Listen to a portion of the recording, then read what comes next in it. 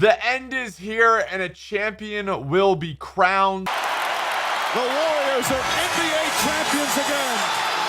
The Golden State Warriors versus the Toronto Raptors. After going 2 for 4 in my conference semifinal predictions, I was able to redeem myself a bit with correctly picking both the conference final winners. Thank you to everyone that reminded me that I'd predicted the Rockets to beat the Warriors. We just won't talk about that. Let's hop into this. What a difference we have in two teams in this year's finals, with the Raptors having never been to the NBA Finals and the Warriors going back for the 5th consecutive year. In Toronto's defense, they have only been in the league since 1995. Looking back at the regular season, even though I know those games mean little to nothing compared to playoff basketball, the Raptors did win both games against the Warriors. I feel obligated to mention that Curry and Draymond were both out for the first matchup, but as I say that, the Raptors were without Kawhi in the second game. Again, I want to reiterate, playoff Golden State is a whole different animal. I love how this finals matchup also features two of the biggest free agency prizes this offseason. Well, that's if Kevin Durant does make a return at some point. In terms of players to watch, we all know the success of the Raptors revolves around Kawhi Leonard.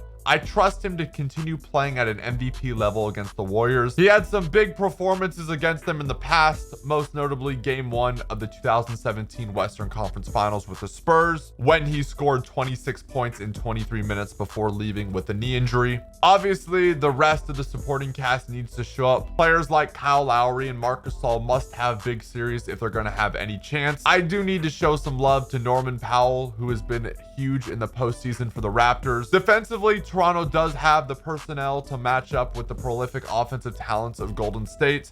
They have shown the ability to get big defensive stops in the half court in the conference semifinals against Philadelphia and the conference finals against Milwaukee. With Kawhi Leonard, an argument can be made that the Raptors have the best player in the series, meaning he is capable of putting the team on his back in crucial moments of key games. As for the defending champs, the original Warriors trio has it rolling.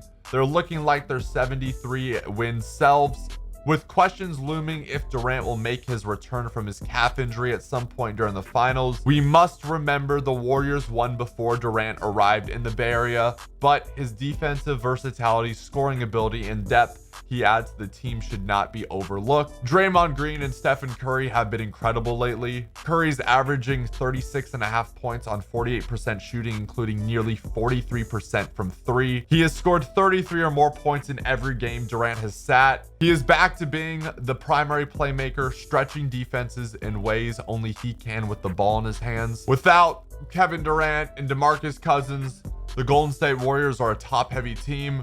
Alfonso McKinney and Jordan Bell are suddenly starting when Iguodala misses a game.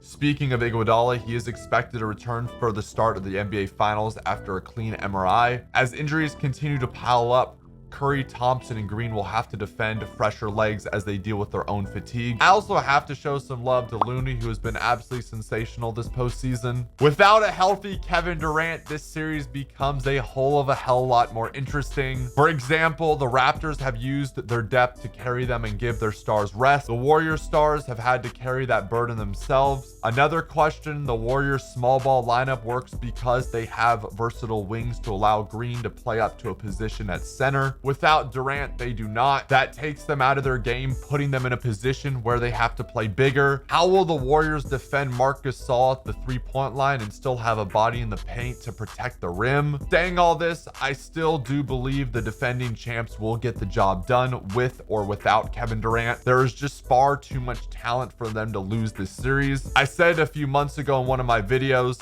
Kawhi Leonard is a piece of the puzzle in terms of defeating the Warriors. I do believe Kawhi Leonard is part of the formula to beating the Warriors. I used to dream back in the day that AD and Kawhi would team up with LeBron in LA to potentially take down Golden State. I mean, come playoff time, it's hard for me to name anyone else I'd prefer on my team. The dude's just a straight up winner. I just don't believe he has a strong enough supporting cast to get the job done against a juggernaut like the Warriors. Don't get me wrong, I will be rooting for the Raptors, but I'm gonna say the Warriors in 6. Last thing, if the Raptors do somehow win, I expect Drake to handcraft a statue of Kawhi Leonard outside of Air Canada. Now, I know it's not called Air Canada anymore. I just prefer that name.